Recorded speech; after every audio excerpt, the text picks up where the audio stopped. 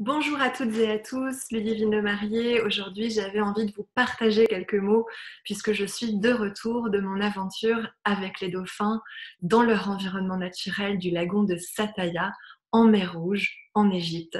Alors, ce fut une expérience incroyable. C'est vraiment très difficile de mettre des mots sur ce genre de voyage. C'est déjà la seconde fois que je réalise ce rêve de petite fille parce que il faut être clair, ça part souvent d'un rêve de petite fille.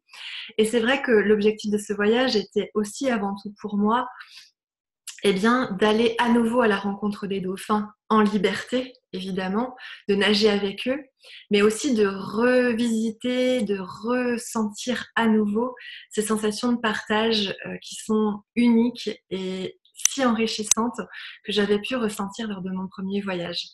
Alors c'est vraiment très important pour moi aujourd'hui aussi de faire passer un petit message puisque si vous me connaissez, vous savez que j'aime pouvoir encourager le respect de l'environnement.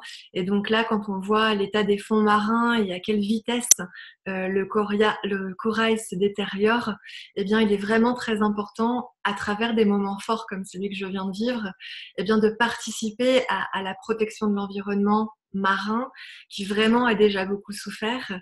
Et je pense que c'est de l'ordre de la prise de conscience collective aujourd'hui. C'est très très important d'aller voir sur place et de voir à quel point c'est important de préserver quand on voit tous ces magnifiques poissons, toutes ces espèces colorées de coraux vivants. Après, je pense qu'on n'a plus du tout les mêmes. On change nos habitudes et on devient encore plus sensible à la protection de cette terre qui est juste magnifique quand on prend le temps d'aller la découvrir. Donc là, j'avais envie de vous partager évidemment mon émerveillement par rapport à ces dauphins avec qui nous avons nagé pratiquement tous les jours, en conscience évidemment, c'est-à-dire dans le respect de qui ils sont, de comment ils fonctionnent, de leur comportement, puisque nous avions avec nous un expert qui en effet, connaît parfaitement les dauphins. Et d'ailleurs, je te remercie, François, si tu regardes cette vidéo, parce que c'est très agréable de pouvoir apprendre à connaître leur code et ensuite pouvoir nager à leur côté sans, sans interférer dans leurs interactions entre eux, etc. Et ça nous apprend aussi beaucoup par rapport à nos propres interactions avec le monde, avec nos clients, avec les gens avec qui on interagit au jour le jour, c'est-à-dire notre sphère personnelle autant que notre sphère professionnelle. Donc c'est vrai que c'est un voyage qui nous permet d'en apprendre beaucoup sur nous et aussi d'être dans un environnement qui favorise la déconnexion totale.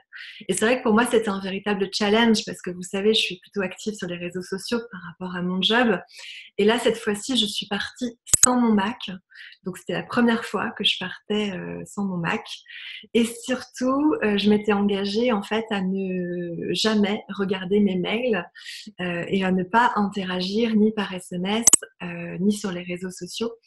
Et c'est vrai que ça a été une belle digital detox. Alors, j'ai quand même publié une fois par jour dans mes stories et je m'y suis tenue, donc je suis plutôt fière de moi, puisque je ne suis pas allée discuter avec d'autres personnes que celles de mon groupe qui étaient présentes sur place.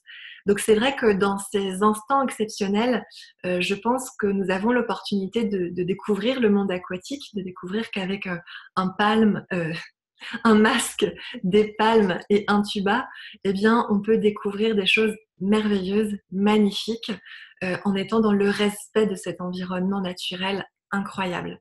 Donc, cette expérience, elle est inoubliable. Elle l'avait déjà été la première fois en 2015.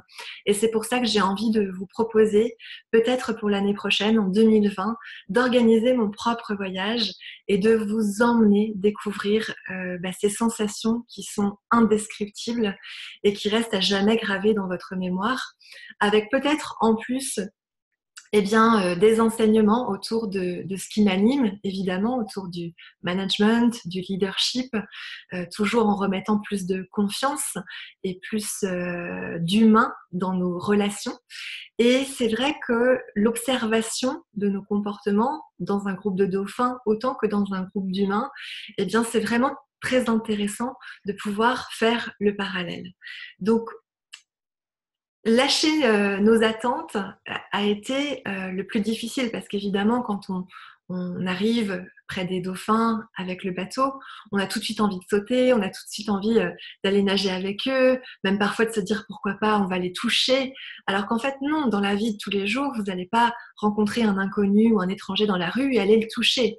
Donc c'est exactement la même chose pour les dauphins. Et c'est vrai que de rendre ce rêve accessible avec de la conscience, eh bien, c'est très, très enseignant.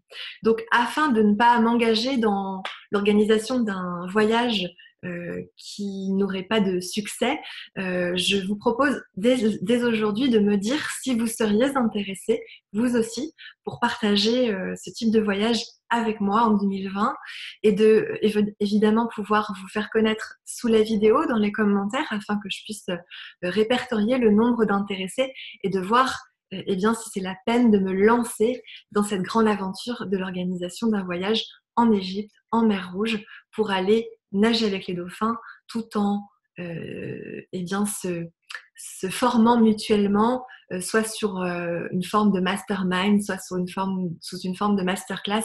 Ça restera à déterminer. Donc voilà ce que j'avais envie de vous proposer aujourd'hui sur cette vidéo très courte.